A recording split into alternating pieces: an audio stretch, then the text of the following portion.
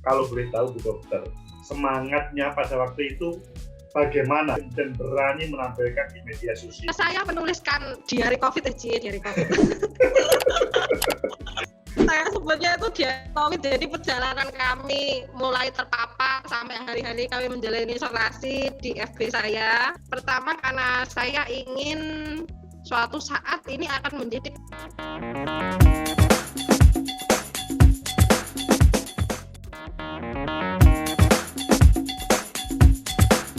Assalamualaikum warahmatullahi wabarakatuh. Waalaikumsalam warahmatullahi wabarakatuh. Salam sejahtera untuk kita semuanya. Berjumpa lagi dengan Agus M. Fauzi Official. Pada hari ini kita mempunyai tamu yang istimewa. Beliau itu adalah seorang dokter. Yang menarik adalah meskipun pernah belajar tentang dunia kedokteran, pada posisi pandemi COVID ini, beliau terpapar COVID. Yang menarik, beliau tidak malu untuk menyampaikan ke publik karena terpapar COVID. Ayo kita sapa. Assalamualaikum, selamat datang Bu Dokter kita. Waalaikumsalam, Agus. Bagaimana kabarnya Bu Dokter kita? Alhamdulillah sehat luar biasa. Katanya harus gitu. Harus begitu. Salam sehat kalau begitu Bu Dokter. Sehat selalu. Sehat selalu. Ya Bu Dokter, ini kita sama pemirsa ini ingin tahu informasi terkait dengan pandemi COVID ini. Maksudnya Bu Dokter itu loh sudah pernah belajar kedokteran. Kok ia terpapar COVID? Bagaimana sih ceritanya? Katanya dapat arisan gitu ya, dapat arisan gitu ya.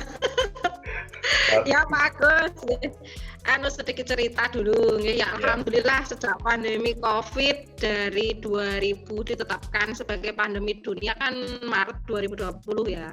Maret 2020 sampai Juli 2021 ini berarti sudah hampir 1,5 tahun. Alhamdulillah 1,5 tahun saya sebagai tenaga kesehatan berjibaku dengan dunia percovidan. Alhamdulillah 1,5 tahun ini dilindungi oleh Allah Subhanahu wa taala, dan tiba gilirannya pada Juli tanggal 27 Juli kemarin. Kebetulan saya swab antigennya positif. Berarti perlu kita syukuri selama alhamdulillah gitu loh.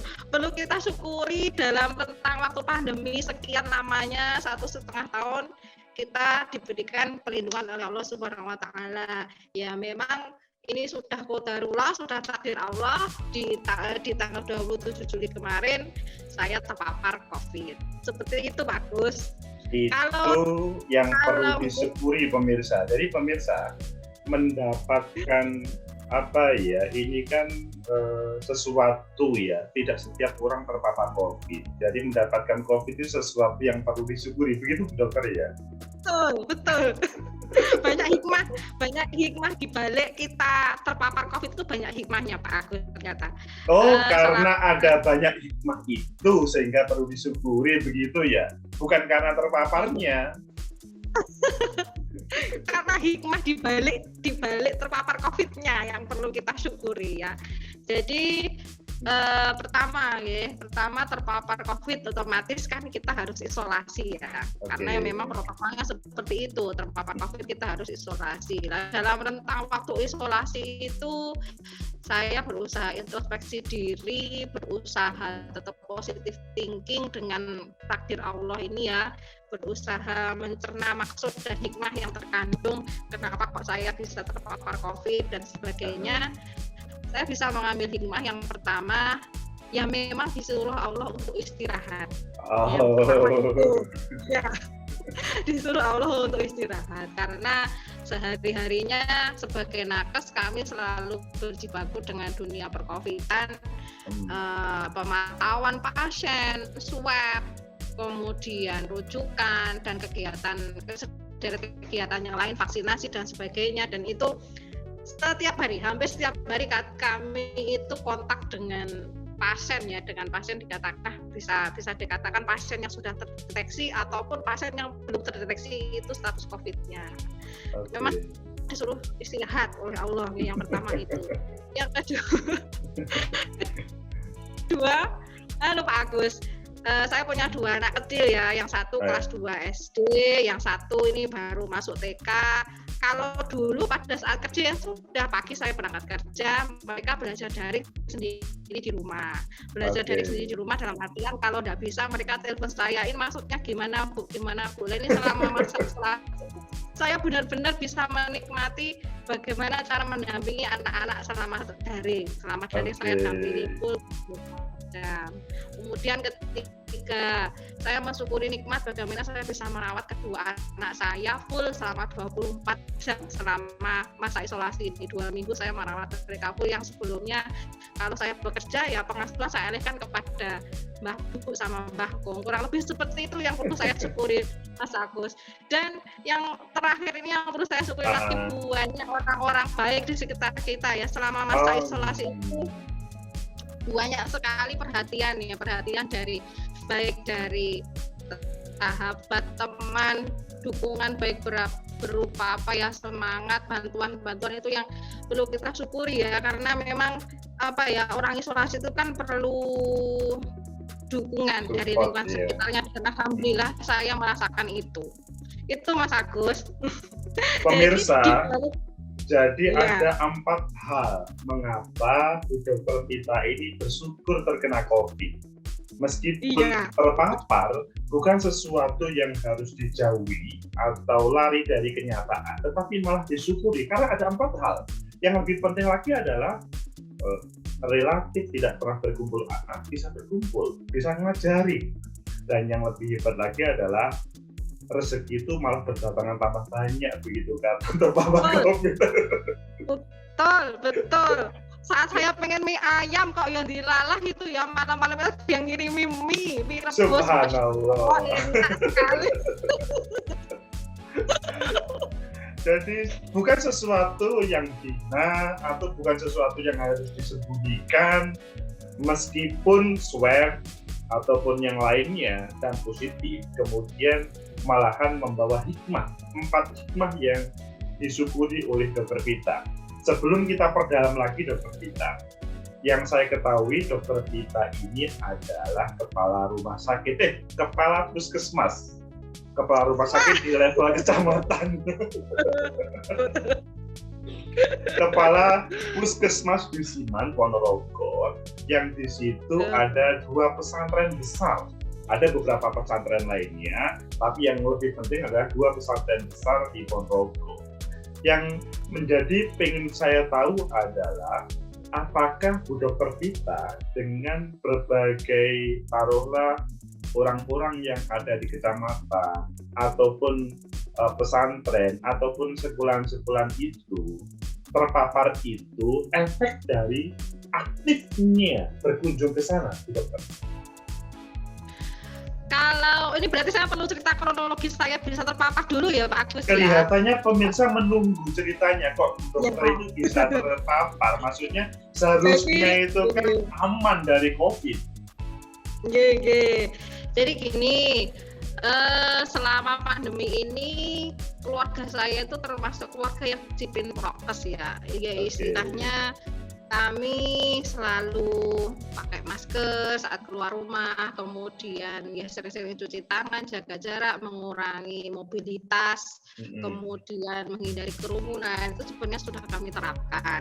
Kalau dalam saya bekerja itu pasti saya menggunakan prinsip, kalau di tenaga kesehatan itu ada prinsip PPI, pencegahan penularan infeksi, itu insya Allah sudah saya lakukan.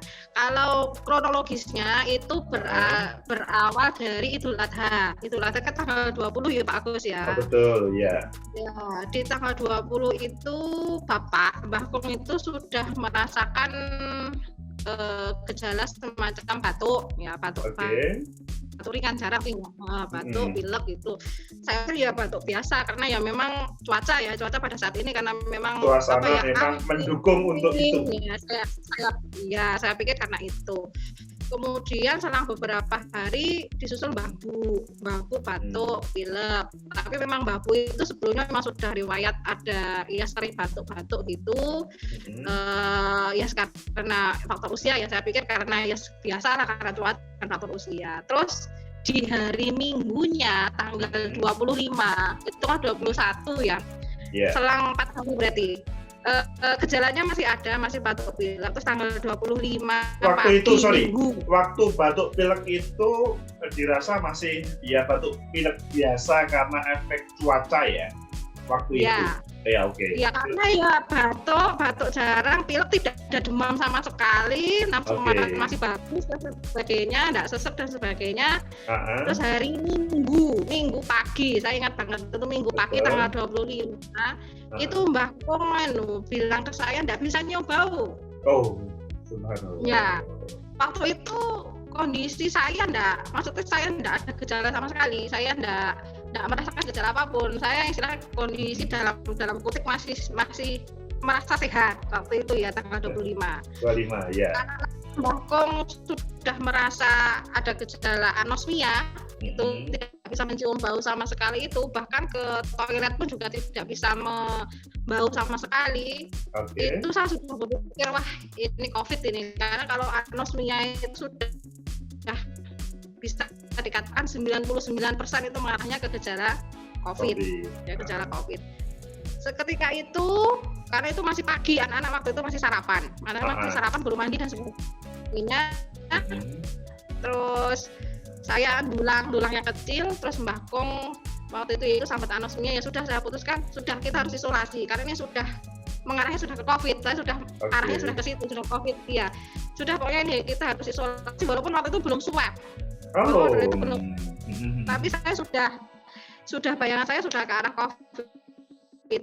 Ya sudah waktu itu sudah saya putuskan langsung isolasi serumah semuanya harus sudah isolasi. Saya waktu itu langsung laporan Pak RT.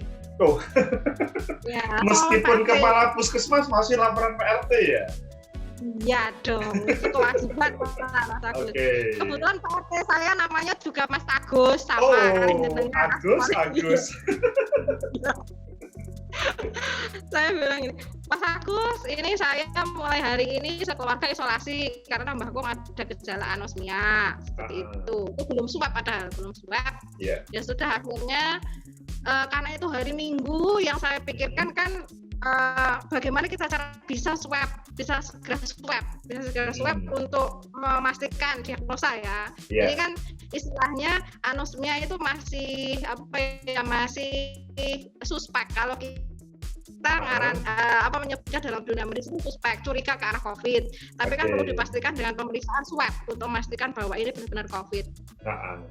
Hari Minggu saya pikir pasti rumah sakit juga tidak melayani mandiri. Rata-rata tutup.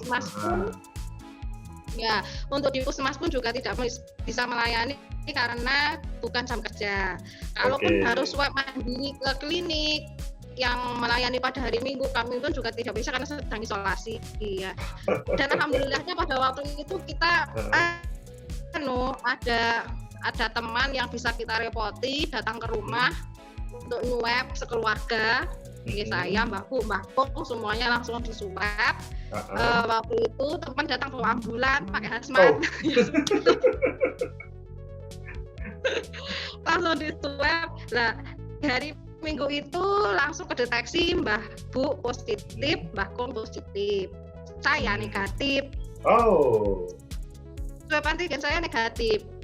Dan waktu itu saya tidak merasakan gejala apa-apa sama sekali. Maksudnya tidak ada batuk, tidak ada pilek, tidak ada gergesi, tidak ada apa-apa. Itu hari Minggu ya sudah. Karena sudah ketahuannya positif siapa, yang negatif siapa, ya sudah sejak saat itu protokol kesehatan benar-benar saya disiplinkan. Semuanya harus bermasker di dalam rumah. Kemudian saya persilahkan Mbah Bu dan Mbah Kong satu kamar sendiri. Saya dengan anak-anak. Ya. Anak-anak pun harus pakai masker. Jadi semuanya pakai masker. Ya, masker dilepas hanya pada saat makan di kamar mandi. Dan anak-anak pun anak-anak tidur saya lepas maskernya. Tapi kalau saya itu maskernya tetap saya pakai. Pada saat tidur pun masker saya pakai.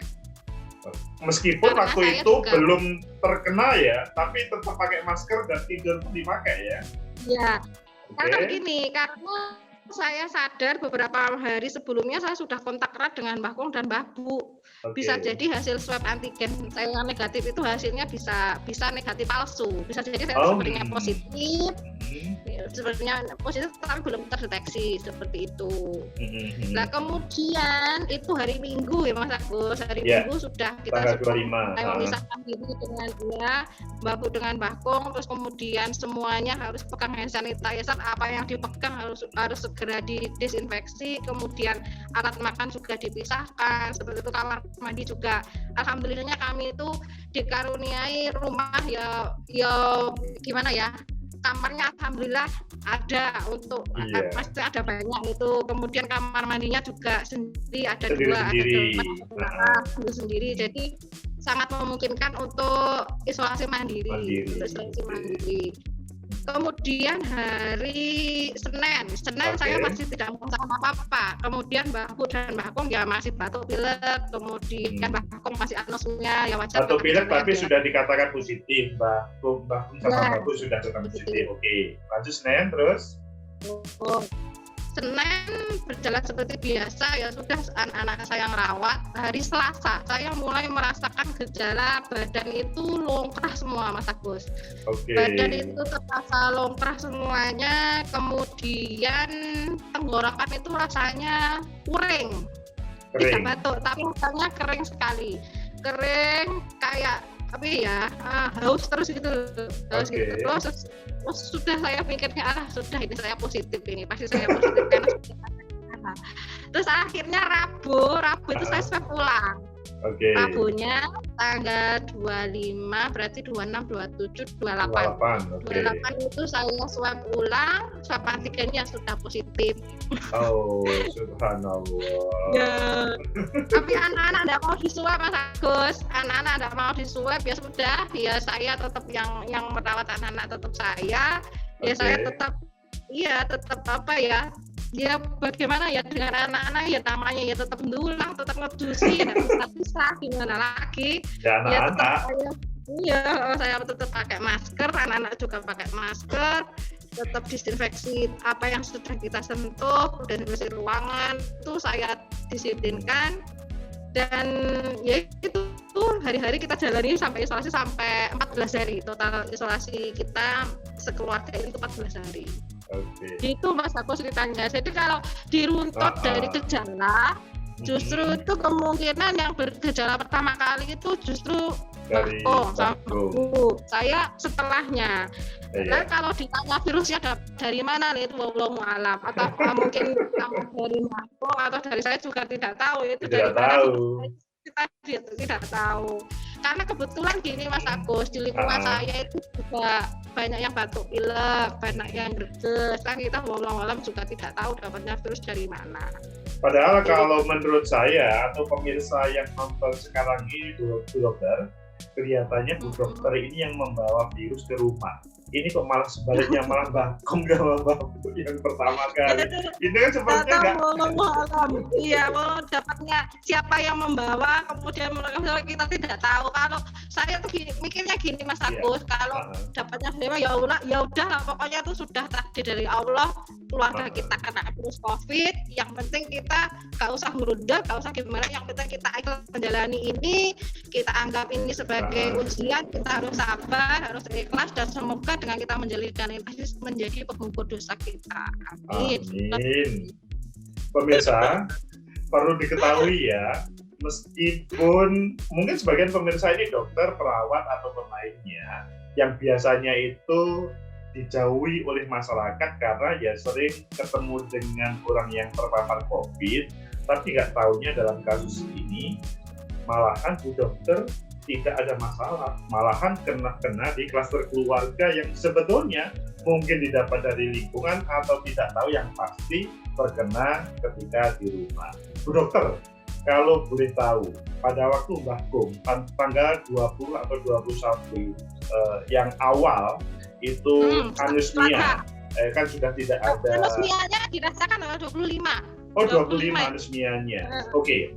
pada waktu anosmia tanggal 25, apakah tidak bisa dibedakan? Oh, ini karena potensi COVID.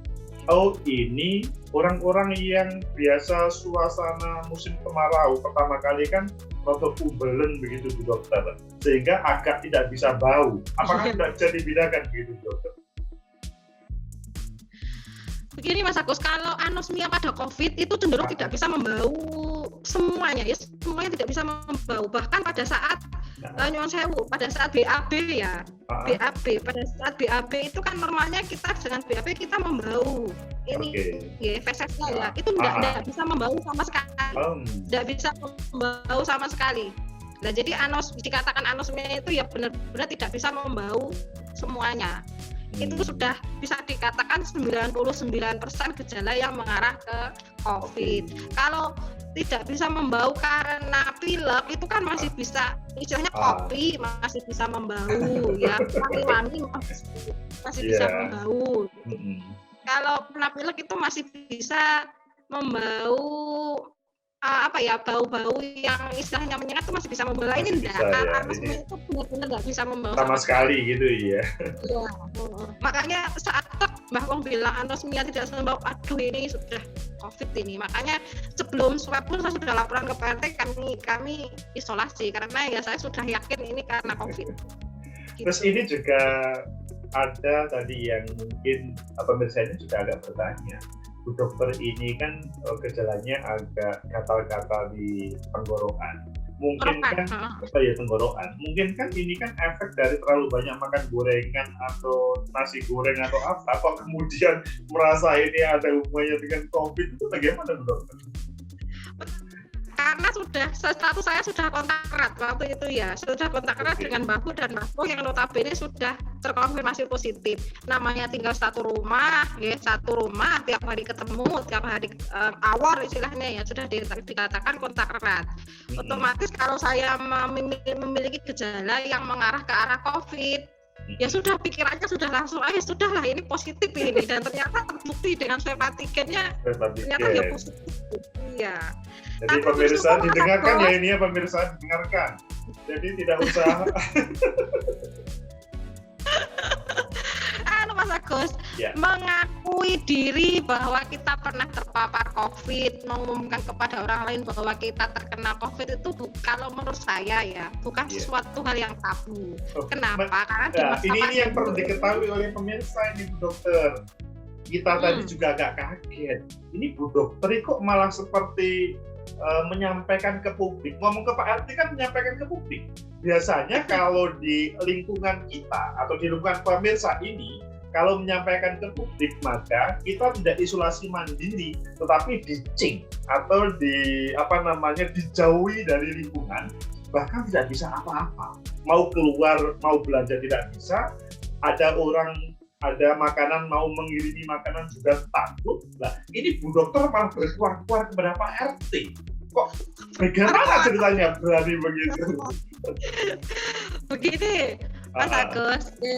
Pertama, karena saya nakes tahu alurnya, tahu alur kalau seseorang terkonfirmasi positif itu harus bagaimana. Memang kalau seseorang terkonfirmasi positif itu pertama kita memang harus laporan ke RT.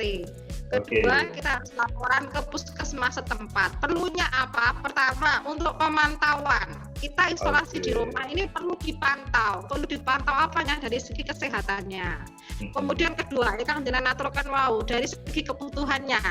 Dan alhamdulillah dengan saya lapor itu justru banyak sekali bantuan berdatangan. Pertama kali dari RT. Dari RT itu gini Mas Agus ceritanya. RT itu memberikan sejumlah uang yang dititipkan kepada tetangga saya. Jadi saya itu belanja sayur tiap hari itu tinggal bengok-bengok dari depan pintu. Sayurnya sudah datang sendiri di teras.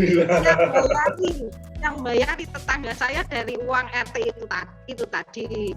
Selain itu banyak sekali bantuan dari teman sahabat. Pokoknya saya ucapkan matur nuwun kepada semuanya yang sudah membantu kami dalam hal apapun. Pokoknya Terima kasih sekali. Kemudian kedua, dari segi pemantauan kesehatan.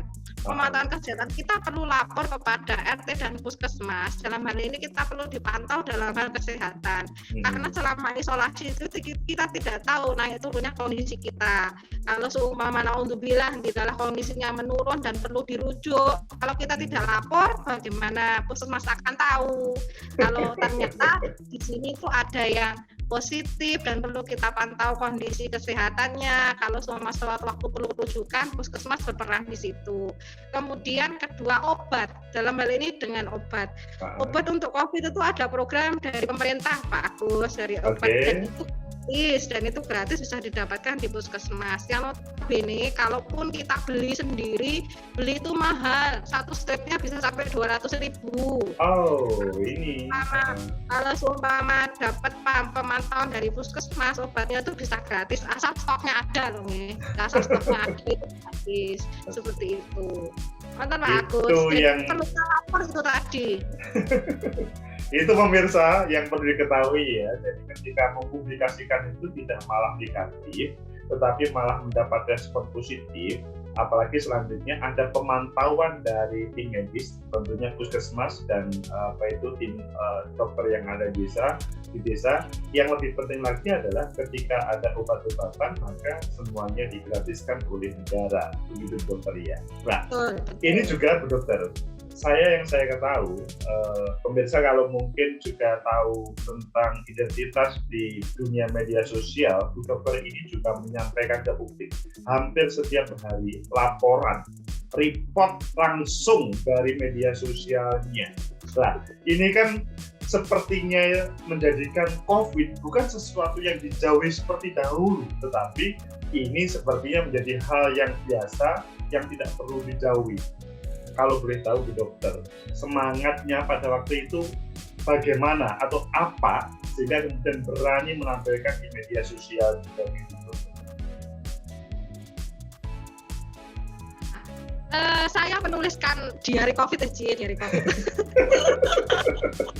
Diari COVID, luar biasa. Saya sebutnya itu diari COVID, jadi perjalanan kami mulai terpapar sampai hari-hari kami menjalani isolasi di FB saya, di Facebook saya itu saya share. Pertama karena saya ingin suatu saat ini akan menjadi kenangan bagi keluarga kami bahwa di bulan Juli, di akhir bulan Juli tepat di beberapa hari setelah itu kami sekeluarga terkonfirmasi positif. Ini agar menjadi pembelajaran bagi kami sekeluarga. Pertama itu dan menjadi kenangan bahwa kami dulu pernah mengalami ini, bahwa kita pernah diuji dan alhamdulillah Allah sangat membantu kami dalam menjalani ujian ini. Kemudian yang kedua, semangat saya men-share ini adalah agar apa yang kami alami ini bisa menjadi pembelajaran bagi orang lain. Kami ingin agar orang lain itu bisa belajar terhadap pengalaman dari keluarga kami, bagaimana agar mereka itu jangan sampai terkena COVID seperti apa yang dialami oleh keluarga kami. Kemudian semangat saya yang ketiga, saya ingin memberikan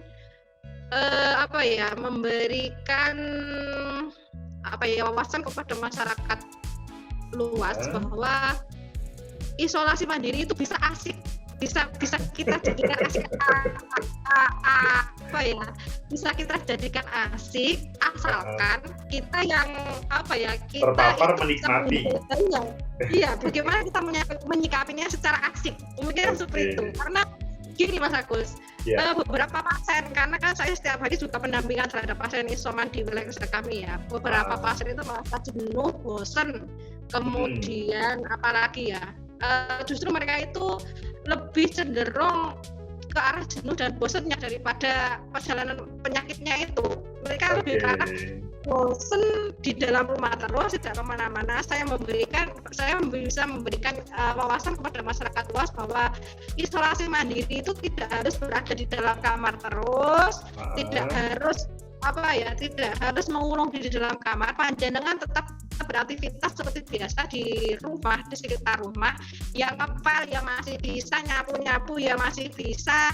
Kemudian kalau yang punya ini golek rambanan istilahnya ya masih bisa, asalkan aktivitas itu masih berada di lingkungan rumah panjenengan sendiri dan tidak bertemu dengan orang lain. Seperti jadi itu. masih Makanya bisa ya. yang saya di Facebook kemarin itu kan kegiatan kami selama isolasi mandiri kan kebanyakan di sawah, Mas Agus. Oh,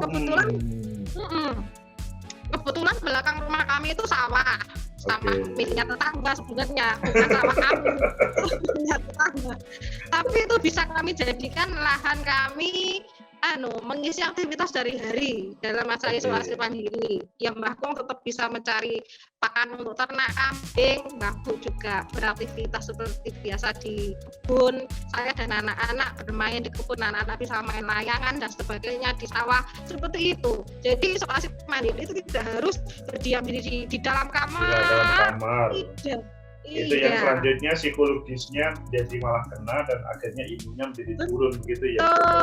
Betul, seperti itu Mas Agus. Yang penting tetap enjoy, menikmati kegiatan isolasi itu agar imunnya tetap terjaga dengan baik. Jadi kalau imun kuat maka aman meskipun terpapar COVID. Bu Dokter, pada waktu itu memutuskan untuk isolasi mandiri, tidak misalkan isolasi rumah sakit atau isolasi puskesmas, apakah memang pada waktu itu dalam kondisi yang bisa teratasi, atau mungkin yakin bahwa ini akan bisa selesai dalam artian bisa sembuh seperti itu? Alhamdulillah, kalau berdasarkan pemantauan saya gejala ini yang kami dokter memantau dokter itu ya? Ya. Kalau berdasarkan pemantauan saya terhadap kondisi Mbah Bu, Mbah Kong dan saya sendiri dan anak-anak pada waktu itu saya bisa menggolongkan gejala yang kami alami itu ke arah gejala ringan. Jadi gejala ringan itu memang cukup bisa isolasi mandiri di rumah saja. Kalau sesuai dengan pedoman yang bisa dirujuk ke rumah sakit itu kan gejalanya sedang berat. Dan alhamdulillah pada saat itu kami mengalami gejala ringan mawon, tidak sampai mengarah ke gejala sedang berat seperti itu. Kemudian kedua, kenapa memutuskan isolasi mandiri? Karena ya memang pada saat kondisi sekarang ini shelter penuh Mas Agus. Jadi kalau pengen ke rumah sakit atau ke puskesmas mungkin juga tidak ada tempat ya waktu itu ya. Betul. Yang ketiga dari segi psikologis ya Mas Agus, psikologis itu saat kita isolasi di rumah sendiri dengan seluk-beluk ruangan yang kita kuasai, kita kenal setiap hari, rasanya itu lebih meningkatkan mood dari pasien, kalau dibandingkan saat harus isolasi di rumah sakit atau di shelter di tempat yang asing dan sebagainya, dan istilahnya yang belum pernah dikenal sebelumnya dengan lingkungan yang baru, pasti seseorang itu butuh adaptasi.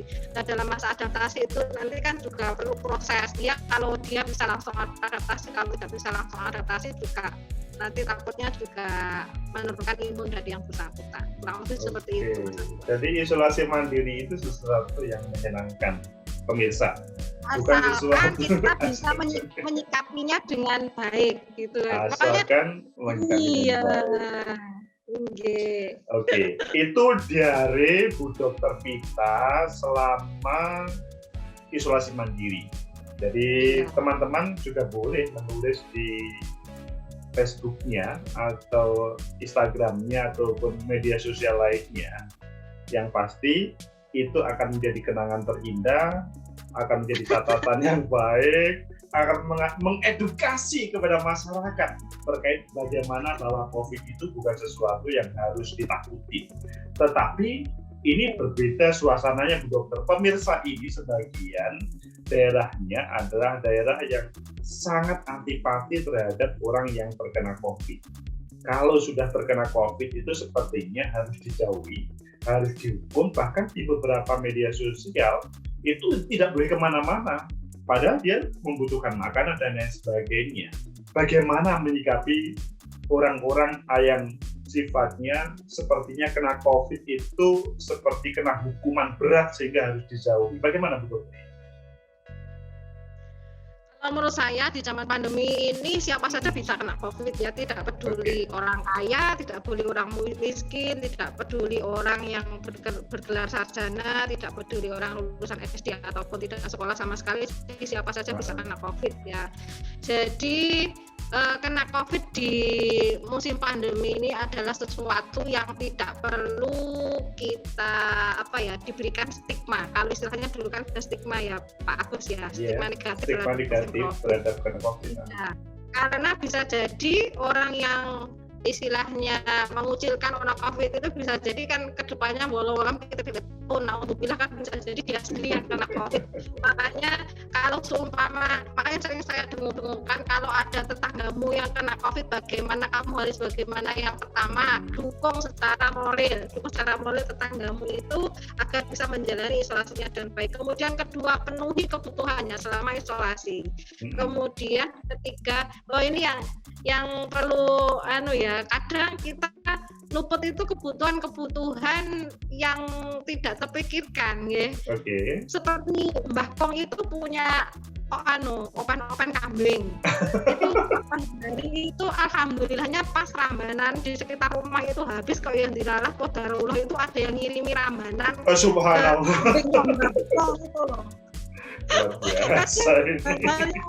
Hal-hal yang sampai kecil detail seperti itu kadang kita makanya kita perlu jalin komunikasi intens dengan mungkin tetangga atau siapa yang kena COVID atau saudara.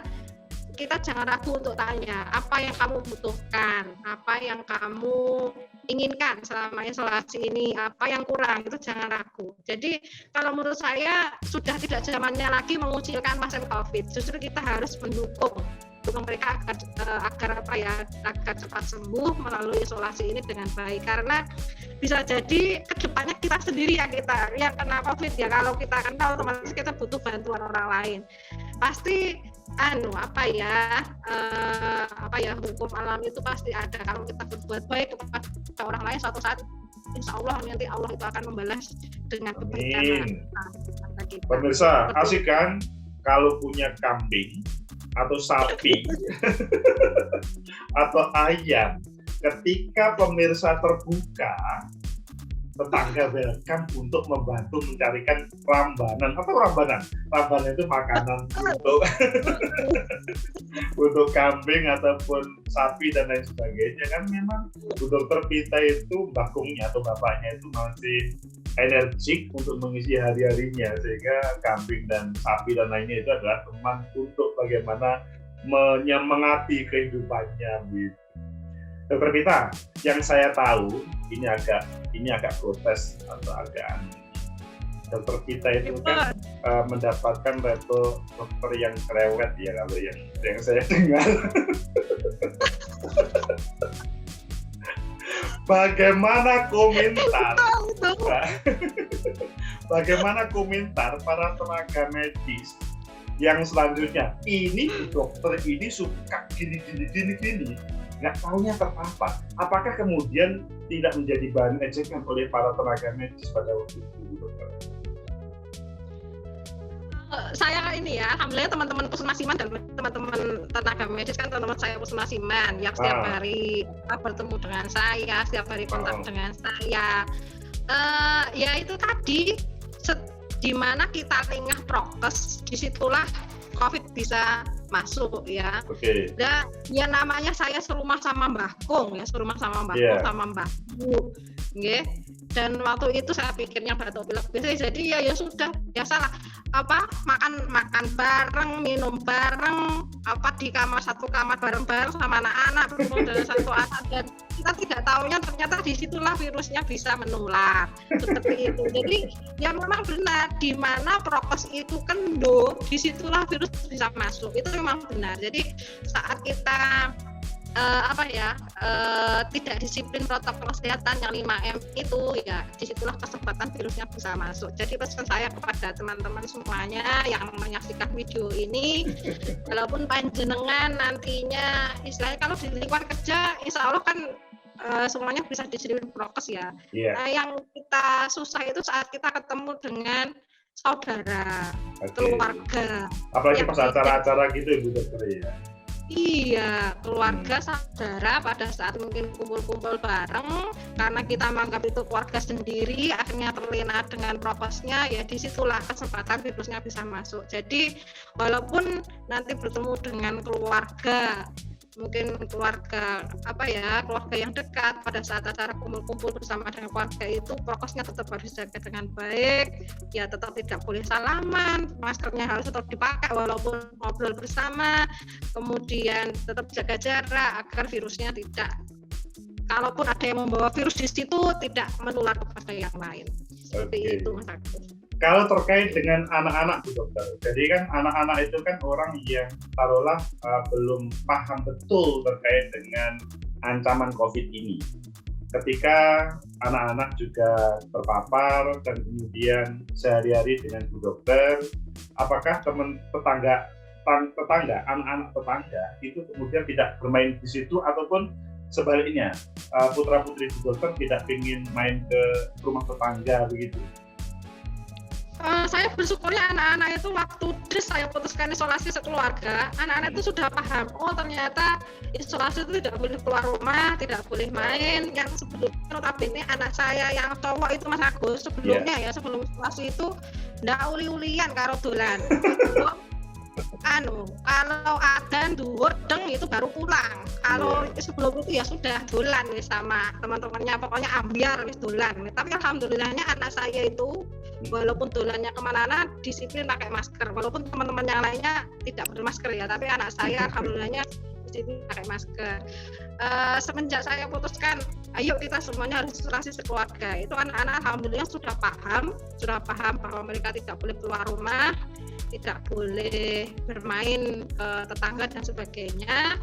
Dan ya namanya anak, orang kita aja yang dewasa ini kadang rasanya bosen ya di dalam rumah selama 14 hari ya. Anak-anak juga ada protesnya juga dalam tanda kutip, aku bosen di rumah terus, pengen dolan rono, pengen dolan nese, sabar sih. Ya sudah, bagaimana kita caranya menghibur mereka, yaitu tadi saya ajak ke sawah dolan nenayangan, terus terusan cari daun meniran itu loh Mas Agus buat jamunya mbahku, kemudian di teras sebentar sepedahan, kemudian kalau pagi sama sore kan saya sering nyapu-nyapu teras sama siram-siram tanaman, itu mereka ikut, ya sedikit banyak itu bisa menghibur mereka dari kebosanan. Dan karena kita statusnya sedang isolasi, otomatis teman-temannya yang lain kan sudah paham bahwa keluarga kami isolasi, akhirnya mereka tidak main ke sini. Anak-anak tetangga juga tidak bermain ke situ juga ya? Enggak, Pak, enggak. Okay. Otomatis kan mereka sudah dikasih tahu sama orang tuanya, karena keluarganya Bu Dokter itu sedang isolasi, jadi tidak boleh bertemu. Tapi alhamdulillahnya anak saya itu bisa mengobati kerinduan dengan teman-temannya lewat video call. Wah. Dan alhamdulillah kan banyak yang ngirim jajan Mas Agus. Ini. Oke. Anak-anak kecil ngirim jajan juga. Iya, terus ini enggak, maksudnya yang banyak teman-teman saya yang ngirim jajan ke teman-temannya Bu Dokter ya. Ya, lain ini masnya itu jajannya kok banyak Bu, dibagi sama teman-temannya ya. Namanya isolasi ini bagi jajan ke teman-temannya, dilewatkan ke ponakan saya, ini tolong diberikan ke sana gitu. Jadi bisa tetap berkomunikasi dengan teman-temannya walaupun dengan isolasi lewat video call sama telepon-teleponan itu tadi. Saya mendengar cerita orang terpapar COVID membahagiakan baru kali ini. Bu Dokter ini bercerita. Ini tadi bercerita bahwa Mas Agus, pokoknya pada intinya tuh bagaimana cara kita menyikapi gitu aja. Kalau kita terkena COVID terus kita terpuruk, sedih, merenung, itu malah tambah menurunkan imun, malah nggak tambah sembuh nanti malah. Jadi bagaimana kita membuat situasi yang notabene bisa dikatakan menyedihkan ini dalam tanda kutip, itu bagaimana kita membuat yang menyedihkan dalam tanda kutip ini kita bisa enjoy, bisa ikhlas, dan bagaimana kita bisa membuat suasana ini berubah menjadi hal yang menyenangkan. Itu terkait dengan Mbah Kung sama Mbah Ti tadi, Mbah Bu tadi Bu Dokter. Biasanya orang sepuh itu kalau diberitahu Mbak kena COVID, isolasi mandiri tidak boleh kemana-mana, biasanya berontak, melawan, dan kemudian aku itu hanya sakit gini aja Pak. Akhirnya kemudian bertambah tinggi. Tapi bagaimana ceritanya Bapak Ibu kok selanjutnya bersedia mendapatkan semacam apa itu, bersedia mendengarkan petua sang anak. Bagaimanapun meskipun dokter kita itu dokter, tapi tetap anak dalam keluarga. Nah, bagaimana gini ceritanya? Ya kan waktu itu proses swabnya kan di rumah, jadi Mbak Bu sama Mbak Kun kan menyaksikan sendiri hasil swabnya kan, hasil swab antigennya menyaksikan sendiri hasilnya positif. Ya sudah kan, namanya anak tidak bisa dibohongi ya Pak Agus ya. Walaupun istilahnya gejalanya dirasanya seperti gejala yang ringan, tapi kan dari hasil tesnya kan sudah membuktikan bahwa positif COVID. Ya sudah, ya tidak apa-apa. Alhamdulillah waktu itu ya menerima, ya memang beliau berdua merasakan ada keluhan. Kalau Mbak Bu lebih dominan anosmianya, kalau Mbak Bu ke arah batuk pileknya itu tadi, dan ternyata hasil swabnya positif, dan saya aturi bahwa memang prosedurnya memang harus isolasi, ya alhamdulillah ini. Tapi memang saya yakinkan isolasinya tidak hanya mereka berdua, kita sekeluarga, karena saya dan anak-anak yang termasuk kontak erat seperti itu. Bu Dokter, bagaimana kata kuncinya sehingga semuanya menjadi sehat kembali? Karena biasanya orang yang sudah terpapar COVID itu selanjutnya ada yang drop, ada yang sehat kembali. Tapi di sini tadi yang saya dengar mulai awal memang bahagia bagaimana kita menerima, tapi untuk menerima siapapun lah orang yang kena ujian itu sulit untuk menerima kondisi yang ada. Tapi Bu Dokter dan satu keluarga menerima apa yang ditakdirkan oleh Allah. Bisa diceritakan yang lebih detail Bu Dokter? Ya, kok bisa ikhlas? Kan biasanya gini loh, kita itu ngomong, aku ini ikhlas, tapi tetap nesu. Itu yang terjadi kan, sering terjadi di lingkungan orang-orang Jawa khususnya. Itu aku itu ikhlas, tapi dengan semangat marah, ya bukan ikhlas gitu lah. Ini kan ikhlas dengan kemudian menerima. Gimana dong Bu Dokter yang untuk bisa menerima secara ikhlas sehingga sakit itu tidak tampak Bu Dokter? Oke, namanya proses proses awal-awal itu ya memang perlu proses, masalah tidak bisa langsung tek gitu, enggak. Pada waktu saya lapor ke Pak RT itu sebelum disuap itu ya memang ada sempat pembicaraan dari Mbak Bu, perlu disuap lembut, Pak wis laporan gitu. Itu juga memang ada sempat terlutar seperti itu yang beliau bisa jelaskan. Memang kalau kondisinya seperti ini, gejalanya seperti ini sudah mengarahnya 99% ke arah COVID. Mbak Bu saya jelaskan seperti itu, dan terbukti dari hasil swab antigennya yang memang positif. Kemudian dari proses berjalannya waktu, kami bertiga memikirkan bahwa ya sudah terkena virus, ya sudah memang kondisinya sudah terkena virus, kita concern bagaimana bisa sembuh, nggak usah mungkin lagi dapatnya dari mana dan bagaimana. Intinya bagaimana ke depannya agar kita isolasinya itu bisa lulus dalam kondisi yang jauh lebih sehat, gitu aja. Fokusnya ke situ. Bagaimana bisa sembuh, tidak harus mencari dari mana, mencari kambing hitam, kambing putih aja nggak bisa, apalagi kambing hitam kan gitu. Kalaupun harus isolasi dijalani aja, gitu aja. Karena yang memang pertama isolasi itu suatu proses bagi kita untuk memenuhi hak tubuh kita untuk istirahat. Itu memang benar sekali. Karena kalau tidak isolasi ya saya kerja maraton, bahkan juga ke sawah, ini ngurusi sawah dan tidak bisa istirahat. Justru kalau tidak istirahat, otomatis kalau kita kondisi sakit, tidak istirahat kan proses penyembuhannya akan lebih lama. Dengan isolasi ini, dengan proses isolasi itu akan istilahnya kalau mesin itu biasanya bekerjanya 16 jam sehari, ini diturunkan jadi 2 jam sekali, bisa istirahat mesinnya, dengan harapan mesinnya itu akan berfungsi lagi lebih baik. Seperti itu Mas Agus. Bu Dokter, ini kan kita tadi ngobrol sudah panjang lebar ya. Maka dari itu kita perlu menutup, tetapi sebelum kita tutup, saya minta closing statement dari Bu Dokter terkait dengan bagaimana terpapar COVID itu pemirsa ini selanjutnya tidak takut, malah harus bergembira sehingga bisa sembuh dan akhirnya bisa memotivasi kepada yang lain, bahkan ditulis di diari Facebook atau media sosial lain. Silakan Bu Dokter. kepada pemirsa semuanya yang menyaksikan video ini dimanapun Anda berada, bahwa pencegahan COVID itu sampai sekarang yang paling utama ya, pakai masker, dan sekarang itu masker disarankan double, jadi kemana-mana silahkan memakai masker double, yang dalam masker medis, yang di luar masker kain, cuci tangan sesering mungkin, jaga jarak, kurangi mobilitas, dan hindari kerumunan, itu pasti. Kemudian vaksin.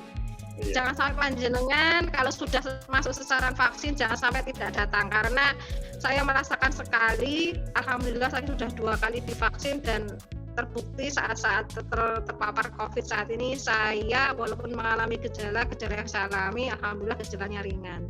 Kemudian pesan saya yang kedua, kalau panjenengan mengalami gejala yang mengarah COVID, entah itu batuk, pilek, panas, greges, anosmia, kemudian mual, muntah, diare, badan merotoli, sebagainya, jangan takut untuk lapor kepada puskesmas setempat. Jangan takut untuk lapor, karena dengan panjenengan lapor ke puskesmas setempat, panjenengan akan difasilitasi swab gratis. Gratis, tidak perlu bayar, dan akan ditindaklanjuti oleh puskesmas. Panjenengan akan dipantau dan diberikan terapi oleh puskesmas. Kalau perlu dirujuk, nanti akan dirujuk oleh puskesmas, seperti itu.